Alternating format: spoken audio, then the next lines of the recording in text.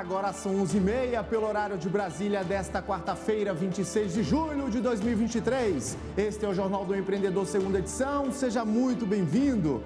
Eu sou Bruno Amorim e convido você a acompanhar comigo as principais notícias do dia. Brasil recebe mais de 3 milhões de turistas estrangeiros no primeiro semestre e mês de maio bate recorde de movimento em 9 anos. Começa a funcionar no Amazonas, o Distrito de Micro e Pequenas Empresas. Espaço administrado pela Prefeitura de Manaus será uma incubadora para 28 indústrias. E vamos conhecer negócios que procuram se diferenciar no mercado, como um pet shop especializado em cachorros de grande porte. Tudo isso você confere agora no Jornal do Empreendedor, segunda edição.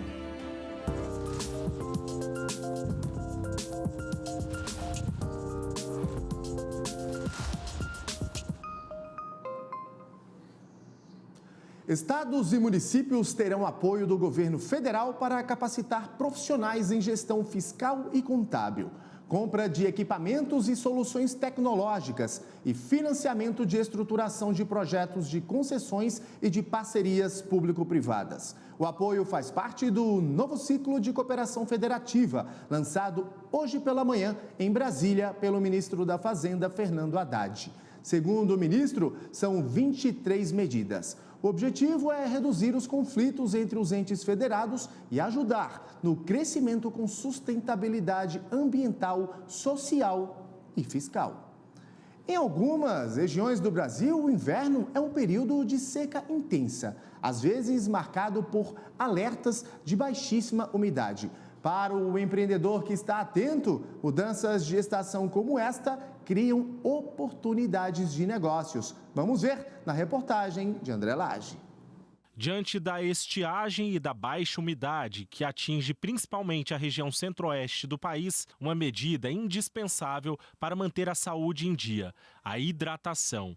Nas ruas é fácil encontrar quem sai de casa preparado para beber bastante água ao longo do dia. Apesar do clima mais frio, né? Eu acho que é nessa época que a gente tem que tomar mais cuidado. Todo lugar que eu vou é me hidratando. 2 litros, né? Tento beber 2 por dia. Sempre bebendo água, né? E pensando nesse nicho de oportunidade, essa loja que vende quadros, bonés, entre outras mercadorias, tem focado nas vendas de garrafinhas térmicas. E a iniciativa rende bons lucros para a empresa, que inclusive precisou aumentar o estoque. Agora com a seca aumentou bastante as vendas, tanto que a gente teve que ter esse aumento de estoque. Do mês passado para cá a gente teve em média de 20 a 25% de aumento nas vendas. Com isso eu também tive que aumentar meu estoque na mesma proporção, tendo que trazer modelos diferenciados, tamanhos de litragem mesmo. Então eu tenho garrafas que vão de 300 ml até 1,9 litro aqui, todas térmicas com a durabilidade bem grande, né, do líquido mais gelado, fazendo com que a gente tenha uma procura maior. Por aqui é possível encontrar uma grande variedade delas. Tem a estilosa, a pequena e até a gigante, com quase 2 litros de capacidade. Essa, por exemplo, mostra a temperatura do líquido com um simples toque na tela. E para quem gosta de exclusividade, o empresário também apostou nesses modelos, onde o nome das profissões são impressas nas garrafas. E o processo de customização é feito na hora, a pedido do cliente. Esse outro empreendimento, que trabalha com brindes personalizados, atende principalmente empresas. As vendas são feitas pela internet e enviadas para todo o Brasil. O empresário aproveitou o momento aquecido do mercado para incluir no rol dos produtos as squeezes. O local também vende bloco de notas, canetas, mochilas, mas as campeãs de encomenda têm sido as garrafinhas. Teve um crescimento bastante significativo, né, devido à seca, né, que tem ocorrido, né, e os empresários hoje estão cada vez mais conscientes, né, no uso dos descartáveis, né, dos produtos que podem ser menos utilizados, né, e as garrafinhas hoje é um processo de marketing muito legal e que tem dado um feedback bem significativo para as empresas. Bom, independentemente da estação do ano, o importante é beber muita água. No primeiro semestre do ano, o Brasil recebeu mais de 3 milhões de turistas estrangeiros, um crescimento para lá de significativo na comparação com o ano passado. O número representa 92% do total de visitantes que o país recebeu durante todo o ano de 2022. Boa parte dos turistas veio da Argentina. Na sequência, Estados Unidos e Paraguai. No acumulado do ano, os estrangeiros injetaram cerca de 13 bilhões na economia brasileira, quase 36% a mais do que o ano passado. Os dados são de um levantamento do Ministério do Turismo, Embratur e da Polícia Federal. E o Ministério do Turismo repassou 23 milhões e 600 mil reais do Fundo Geral do Turismo para apoiar as empresas do setor nas regiões Nordeste, Centro-Oeste e Sul do país. A Central Cressol Brasil é a instituição financeira habilitada a disponibilizar o crédito para as empresas interessadas. O dinheiro será utilizado para obras e nas regiões. O dinheiro do Fungetur também poderá ser utilizado para a aquisição de bens de capital, capital de giro e compra de máquinas e equipamentos. E o prazo de carência à aquisição de bens de capital passa de 12 para 30 meses. E o Twitter anunciou nesta semana que vai trocar de nome e de imagem.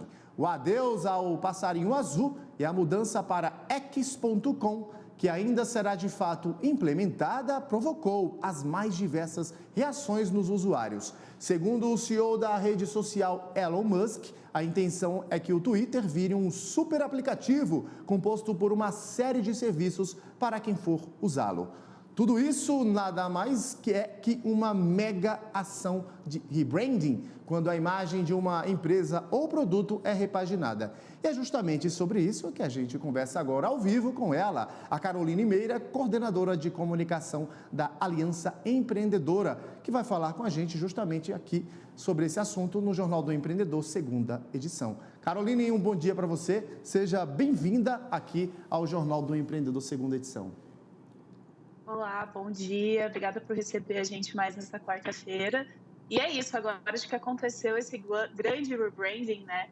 É uma ação que já vinha acontecendo dentro do mercado, então, há algum tempo a gente viu esse mesmo movimento realizado pela Meta, anteriormente chamada por Facebook, e que fez todo também um reposicionamento aí de marca, com uma nova logo, com um novo discurso. Então, tudo isso pode acontecer em algumas grandes empresas, mas também negócios pequenos ou médios negócios também, às vezes, podem optar por essa estratégia. E o rebranding, né, nada mais é do que uma estratégia de negócio, né, para dar aí uma alavancada, digamos assim, na imagem da empresa, né?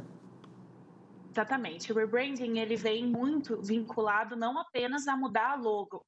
Se o negócio está buscando apenas isso, ele já está indo para o caminho errado. O rebranding, ele passa desde propósito, desde uma proposta de valor que o negócio está querendo se posicionar, desde o discurso que o negócio está querendo ajustar, até isso se refletir no discurso de apresentação, na logo, na identidade visual e por aí vai. Então, é uma reação em cadeia. Ele é uma mudança de apresentação da marca muito profunda e que mexe com todas as estruturas e áreas da empresa. Por isso que é uma estratégia que ela tem que ser adotada de uma forma muito delicada e com muitos cuidados pelos empreendedores que optarem seguir por esse caminho, mas dependendo da necessidade, ela é necessária e uma ação viável, sim, de acontecer. Agora, Carolina, até onde uma empresa ela pode ir, de fato, fazer essa repaginação da imagem da empresa? Acho que no primeiro passo é entender que fazer esse tipo de repaginação vai exigir custos. Então, um empreendedor ele tem que estar muito consciente que se ele começar a iniciar esse processo, ele precisa ter um recurso para investimento. A gente sabe que são várias margens de investimento, então às vezes é um investimento que pode ser pequeno, ele pode ter parceiros para fazer isso para ele, mas vai exigir investimento, não só financeiro, mas de tempo, porque não é uma coisa que acontece de um dia para o outro. Ela pode ser acontecendo em etapas, mas ela precisa ter esse olhar que é um processo de construção e um pouco demorado. Então, por exemplo, para fazer por partes, o empreendedor ele pode estar testando um novo produto ou um novo serviço com uma submarca. Então, esse é um caminho viável, porque a submarca é uma criação nova, mas não necessariamente você está descontinuando a sua marca atual e também não tem risco de você criar ruídos com seus clientes atuais, que às vezes já estão acostumados, já têm um relacionamento positivo com a sua marca. E aí você consegue avaliar se essa transição para essa submarca, esse outro produto, é viável ou não com o passar do tempo. Agora, Caroline, existe aí um limite ou a pessoa ou o empreendedor, como você bem falou, micro, pequeno empreendedor, ele pode sim fazer essa repaginação completamente de uma só vez? Ou é bom fazer isso aos poucos, até para não impactar tanto assim os consumidores, né? Que é o que mais interessa, né?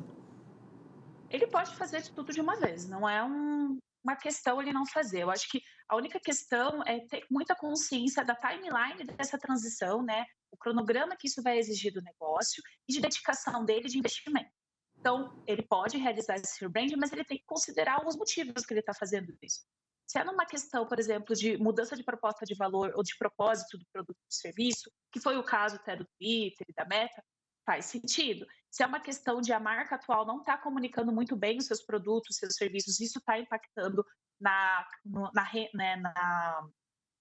parte financeira do negócio, também pode ser um motivo. Se a marca, às vezes, até está gerando muito ruído de comunicação, sendo inclusive um motivo de memes, ou a marca está passando por uma grande crise, né, de marca, com muitas reclamações no mundo digital, também pode ser um bom caminho. E aí, para isso, ele precisa estar com esse respaldo, tanto de planejamento financeiro, quanto com uma equipe ou pessoas especialistas ajudando e desenhando esse processo com ele, do começo ao fim.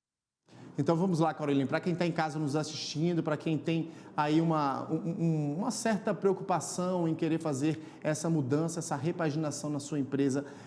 Por exemplo, o empreendedor, ele é micro, pequeno empreendedor, tem uma multimarcas ali e ele quer mudar o nome daquela loja dele ali, daquela empresa que se chama Outlet Brasil, por exemplo, e ele quer fazer essa mudança. Ele pode completamente chegar, até mesmo fazer aí um trabalho de comunicação, né, junto às plataformas digitais, às redes sociais, informando ali ao cliente, ao consumidor e até aos fornecedores que aquela empresa ela vai passar por esse processo de mudança, né?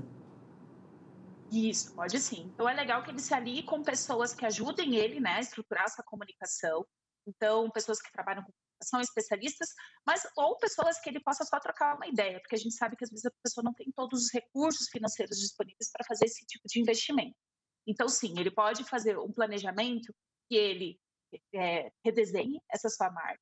O segundo passo seguinte, enquanto essa marca, né, foi redesenhada, fazer uma comunicação massiva para todos os seus stakeholders, clientes, fornecedores, parceiros, então todas as pessoas que esse negócio se relaciona, informando sobre essa mudança da marca e, claro, preparar todos os materiais e conteúdos que isso vai exigir. Então, logo nova, manual de marca novo, alguns, digamos, templates para as redes sociais, para ele conseguir comunicar isso da melhor forma, se tem site ou se não tem site, se isso vai precisar, se isso tem marketplace ou se é uma loja física, o que isso vai refletir, né, nesse rebranding no negócio. Então, seriam, digamos, como se fossem 3 etapas. O redesenho, que é um redesenho profundo, a comunicação e externalização disso com todos esses parceiros, clientes e stakeholders, e, por fim, essa reação em cadeia nos produtos e nos espaços do negócio. Pode ser desde embalagem, cardápio, até a identidade visual das redes sociais. Perfeito. Caroline Meira, quero aqui agradecer a sua participação conosco mais uma vez no Jornal do Empreendedor, segunda edição. Eu que agradeço e até a próxima semana. E no próximo bloco, a Agência Internacional de Risco melhora a avaliação do desempenho macroeconômico e fiscal do Brasil. Eu volto em instantes, não saia daí.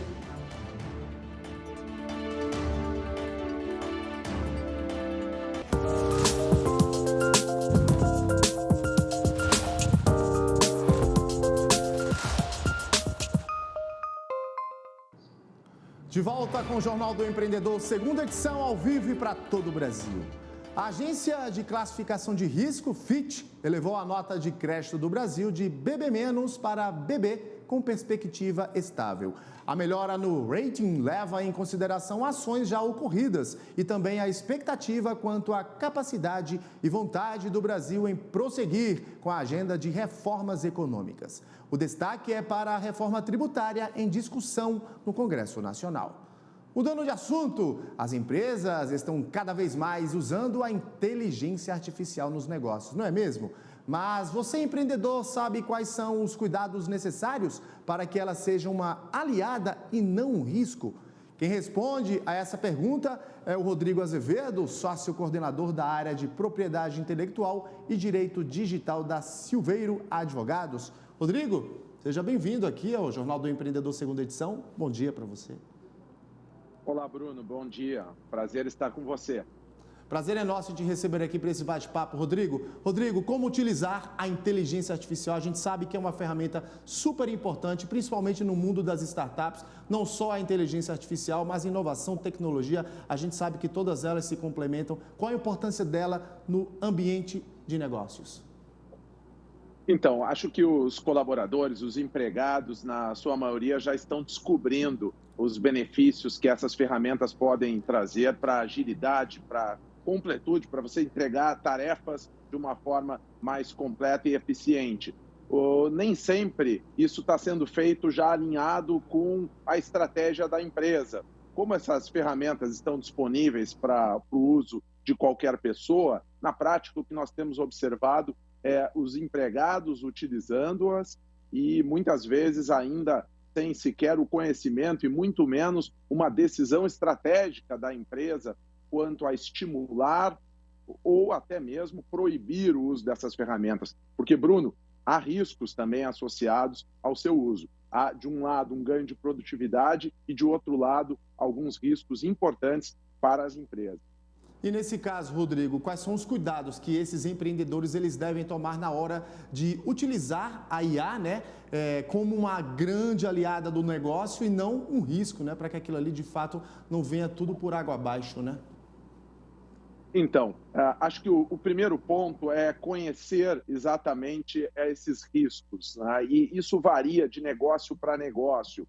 A gente sabe que um dos grandes problemas dessas ferramentas é que elas ainda estão em construção e elas são alimentadas com informações que estão disponíveis na internet em fontes seguras e nem tão seguras. Então, tem se visto notícias de casos de alucinações de ferramentas de inteligência artificial. O que é isso? É algum resultado que ela propõe para você que não esteja baseado em dados reais. E aí, se você utiliza aquele resultado, por exemplo, há um caso que foi muito divulgado de um advogado que utilizou uma ferramenta de inteligência artificial e um dos julgados que a ferramenta trouxe como um precedente importante para ele utilizar no tribunal, aquele julgado não existia. Então, há essas alucinações que exigem uma conferência, um double check, como a gente diz em inglês, quer dizer, você utiliza a ferramenta para agilizar o seu processo, para você redigir de uma forma mais ágil um documento, por exemplo, ou traduzir um outro documento, mas você vai ter que conferir aqueles conteúdos, principalmente as citações que são feitas, para ter certeza de que aquilo realmente bate com a realidade. Existem outros riscos relacionados, por exemplo, à proteção de dados pessoais. Hoje nós temos a Lei Geral de Proteção de Dados, e resguarda o nosso direito sobre as informações a nosso respeito. Todo cidadão tem o direito a resguardar aí os seus dados pessoais. Então, quando a gente usa uma ferramenta de inteligência artificial, outra boa prática é não incluir ali na sua consulta, porque você precisa dar um comando para obter o resultado da ferramenta. Naquele comando, não incluir dados pessoais, seja dados pessoais de clientes ou até mesmo de outros colaboradores da empresa. E, por fim, há questões relacionadas à propriedade intelectual. Como esses conteúdos, esses resultados que a ferramenta nos traz estão baseados em conteúdos disponíveis na internet, nem sempre são conteúdos abertos, conteúdos que permitam a você, por exemplo, fazer um copia e cola daquele resultado. A melhor prática, o que nós recomendamos, é que você use a ferramenta, extraia dali conhecimento, mas que redija depois o trabalho para qual você está vinculado de forma independente. Quer dizer, não faça simplesmente uma reprodução daquilo que a ferramenta sugeria. Essas são algumas ideias de como reduzir um pouco esses riscos. Perfeito, Rodrigo. Eu quero agradecer aqui a sua participação conosco no Jornal do Empreendedor, segunda edição. Seja sempre bem-vindo aqui. Portas abertas para você. O prazer é todo meu, estou à disposição. Eu deixo só um último recado de que a grande questão, a meu ver, é a empresa tomar a frente da condução, do uso dessas ferramentas. Quer dizer, tomar uma decisão estratégica de usar ou não usar e construir uma política que reflita essa decisão estratégica. Ou seja, que o tema seja levado à alta gestão. Eu estou sempre à disposição. Foi um grande prazer, Bruno. Um abraço. Um abraço. Começa a funcionar em Manaus, no Amazonas, o Distrito de Micro e Pequenas Empresas. O espaço foi inaugurado nesta terça-feira pelo vice-presidente da República, Geraldo Alckmin. O espaço de 174 metros quadrados será administrado pela Prefeitura e servirá como incubadora para 28 indústrias. Segundo Alckmin, além de fortalecer o emprego e a renda na região, os projetos vão incentivar o crescimento das empresas que abastecem a indústria da Zona Franca de Manaus. Ainda no Amazonas, o vice-presidente participou da reunião da Suframa e assinou um contrato de gestão com o Centro de Bionegócios da Amazônia. O centro atua há 21 anos em pesquisa e criação de novos produtos com matéria-prima da região, como alimentos, cosméticos e medicamentos. De acordo com a Associação Brasileira da Indústria de Produtos para Animais de Estimação, o Brasil é o segundo maior mercado de pets do mundo, ficando atrás apenas dos Estados Unidos. E os donos de pet shops se esforçam para atender ao público de 4 patas. Em Brasília, uma empreendedora se diferenciou ao apostar no atendimento ao cachorro de grande porte. Vamos conferir na reportagem de André Lage. O pet shop foi inaugurado há menos de um ano e já está sim, bombando. Cães de várias raças tomam aquele banho gostoso com shampoo, condicionador, hidratação, escovação dos entre outros serviços de higiene. Tudo para deixar o animalzinho de estimação ainda mais bonito e cheiroso. A grande sacada dessa loja foi se especializar no atendimento de cães de grande porte. A ideia surgiu exatamente da necessidade da própria dona do estabelecimento. Percebi que o cachorro grande não era valorizado, não tinha treinamento para atendê-lo, não tinha conhecimento e que os preços eram exorbitantes. Eu fui estudar o mercado, fui descobrir quanto é que custa de verdade um banho de um cachorro grande. Então, aqui a gente tenta atender as necessidades de todos os tamanhos de cachorros, mas um especial aos grandes, né? Com hidratações, com uma escovação justa, com produtos específicos para o tipo de pelo, sabe? E com toda a transparência que a gente pode oferecer. A Samara é uma cliente assídua e desde que conheceu a loja não largou mais. Ela tem 2 cães de grande porte e conseguir um atendimento especializado para eles era uma grande batalha. As meninas, elas nunca voltam emboladas, eles tomam muito cuidado em relação à questão da pelagem, principalmente a Amora e a Cacau por serem... A Amora por ser Golden, né, e a Cacau por ser Husky, e frequentarem creche. Elas voltam sempre impecáveis. Outro diferencial por aqui é que o local onde os pets são atendidos é cercado apenas por esse vidro. Dessa forma, o tutor pode acompanhar todo o processo. A loja também de caminhas para os animais, coleiras, ossos, brinquedos e os mais variados petiscos, 100% naturais. Além disso, para oferecer mais conforto aos tutores e ganhar ainda mais o mercado, o estabelecimento começou a oferecer o serviço delivery. Eles buscam e levam os dogs em casa. É um serviço muito procurado, né? Porque além de ser cômodo, né, a gente trata com carinho, né? O pet, a gente vê que eles se sentem confortáveis, né, com a gente buscando eles e ficam muito contentes, né? Muito felizes. O sucesso do empreendimento está ligado ao amor pelos animais por parte de toda a equipe que trabalha no local. Situação que transparece em cada atendimento. A ideia da loja não era, vamos abrir para ganhar dinheiro. E hoje, a intensidade do amor que as pessoas têm é igual ao mesmo. Eles são nossos filhos, então a gente tem que saber como cuidar, a gente tem que saber que as pessoas têm uma preocupação de acompanhar um processo. Então, hoje, os pets são nossos filhos e é um amor verdadeiro. Parabéns, Flávia, pelo espaço. Muito bacana a sua ideia, bem inovadora. E o Jornal do Empreendedor, segunda edição, fica por aqui. Outras notícias você acompanha na edição de 7h30 da noite. Eu volto amanhã. Até lá. Tchau.